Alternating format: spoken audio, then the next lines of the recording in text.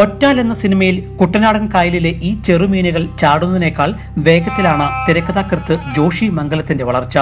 കാരണം കഴിഞ്ഞ 20 വർഷമായി ദുബായിൽ പ്രവാസിയായ ജോഷി ഒരിക്കൽ പോലും ഒരു പുസ്തകവും എഴുതിയിട്ടില്ല. എന്നാൽ എഴുതിയ തിരക്കഥയ്ക്കാണെങ്കിലോ ആദ്യമേ ദേശീയ അവാർഡും സ്വന്തമായി. എല്ലാത്തിനും ക്രെഡിറ്റ് സംവിധായകൻ ജയരാജനാണെന്ന് ജോഷി മംഗലത്ത് പറയുന്നു. ജയരാജ് എന്ന് പറയുന്ന മഹാനായ ആ ഒരു ഡയറക്ടർ അത് സിനിമയാക്കിയപ്പോൾ അതിൻ്റെ വിഷ്വൽ ആയിട്ടുള്ള ഭംഗി കൂടുതൽ പരിസ്ഥിതിയുമായി ബന്ധപ്പെട്ട് വന്നതുകൊണ്ട് ആയിരിക്കാം ഒരു വിധത്തിൽ പരിസ്ഥിതി സബ്ജക്റ്റിനും കൂടിയുള്ള ഒരു അവാർഡ് കിട്ടിയെന്ന്. സമൂഹത്തിൽ ചൂഷണത്താൽ ഒറ്റപ്പെട്ട അനാഥരായ കുട്ടികളെയാണ് തിരക്കഥയിലൂടെ ജോഷി അവതരിപ്പിച്ചത്. അതിനാൽ ഈ അവാർഡ് കുട്ടികൾ കൂടി സമർപ്പിക്കുകയാണ് ഈ പുതിയ എഴുത്തുകാരൻ. അനാഥരാക്കപ്പെട്ട കുട്ടികൾ, അക്ഷരാഭ്യാസം നിഷേധിക്കപ്പെട്ട കുട്ടികൾ, ഈ നമ്മുടെ ചുറ്റുപാടിൽ ഒറ്റപ്പെട്ട് നിൽക്കുന്ന കുട്ടികൾ, മോസ്റ്റ് ഇഗ്നോർഡ് ആയിട്ടുള്ള കുട്ടികൾ, അവർക്ക് കൂടി ഞാൻ ഇത് സമർപ്പിക്കും. പ്രമുഖ റഷ്യൻ ചെറുകഥയായ വങ്കയെ ആസ്പദമാക്കിയാണ് ഒറ്റാലിന് തിരക്കഥ എഴുതിയത്.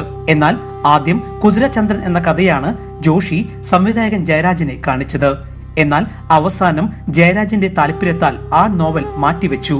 പിന്നീട് എഴുതിയ ഒറ്റാലിലെ കുട്ടപ്പ എന്ന കഥാപാത്രത്തിലൂടെ ദേശീയ അവാർഡ് സ്വന്തമാക്കുകയായിരുന്നു.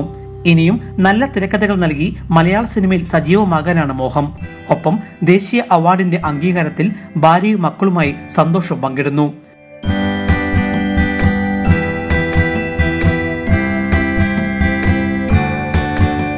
ഇനി മൂന്നാമത്തെ കഥയ്ക്കായുള്ള പണിപ്പുരയിലാണ് ദുബായ് കരാമയിലെ ഈ 18 നമ്പർ ഫ്ളാറ്റ്. അതുവരെ എഴുത്തിലെ ഈ ചെറുമീനിന് ഇനി വിശ്രമമില്ല. ക്യാമറമാൻ ശ്രീജിത്ത് ലാലിനൊപ്പം Elvis Chummar, Jaihind news, Dubai.